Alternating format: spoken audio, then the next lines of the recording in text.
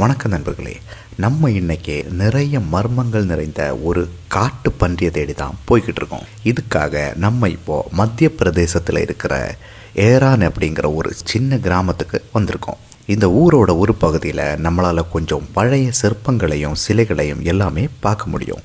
இந்த சிற்பங்களுக்கிடையில் ஒரு புராதனமான மர்மம் நிறைந்த ஒரு பன்றியோட சிலையும் நம்மளால் பார்க்க முடியும். அப்படி இந்த பன்றி சிலையில் என்னதான் மர்மம் இருக்குது, வாங்க வீடியோக்குள்ளே போய் பார்க்கலாம்.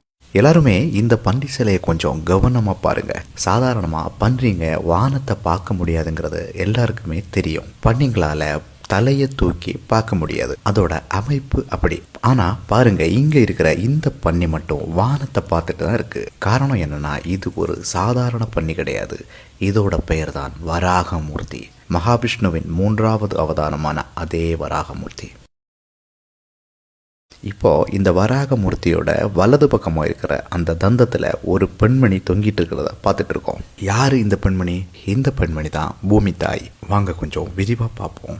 அரக்கனான ஹிரண்யாக்ஷன் பூமியை கடலுக்குள்ள தாழ்த்திய போது மகாவிஷ்ணு தனது 3வது அவதாரமான வராக அவதாரமாக தோன்றி பூமியை கடல்ல இருந்து தனது தந்தத்தில் ஏந்தி மேலே உயர்த்தின கதை எல்லாருக்குமே தெரியும். இங்க வந்து அந்த பூமியை பூமாதேவியா சிற்பத்தில் செஞ்சு காட்டியிருக்காங்க. இப்போ எல்லாருமே அந்த காது பக்கத்தில் இருக்கிற ஒருத்தரை கவனிச்சிருப்பீங்க. அவர் தான் விண்ணுலக இசைஞானியான வித்யாதரன். நம்ம அவரை கந்தர்வன் கூட அழைக்கலாம்.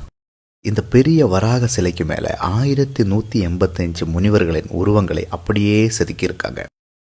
வராகமூர்த்தியோட முடியில் அவங்க தொங்கி இருக்கிறத தான் இதை இங்கே குறிப்பிட்டிருக்காங்க. கழுத்துக்கு நெஞ்சுக்கு இடப்பட்ட பகுதியில் மொத்தமாக 96 முனிவர்கள் தண்ணி ஏந்திக்கிட்டு இருக்கிற கமண்டலுவோட இருக்கிறத நம்மளால் பார்க்க முடியும். அதுக்கு மேலே கொஞ்சம் கவனமாக பார்த்தோம்னா ஒருத்தர் தனியாக இருக்காரு. அவர்தான் மகாவிஷ்ணு. நானே தான் அந்த மகாவிஷ்ணு என்று வராகம் இங்கே சொல்லுது. அதுக்கு மேலே இருக்கிற தோரமன் கல்வெட்டில் இந்த சிலை 6ஆம் நூற்றாண்டில் செதுக்கப்பட்டதாகவும் குப்தர் பேரரச காலத்தில் செதுக்கப்பட்டதாகவும் சொல்லியிருக்காங்க.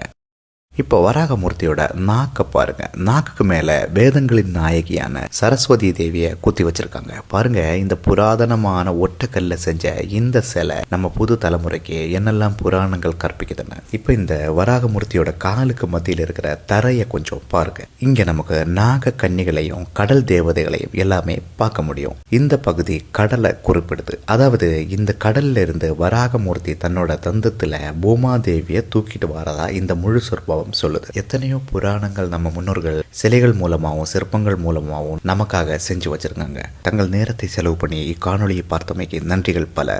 மீண்டும் சந்திப்போம். நன்றி, வணக்கம்.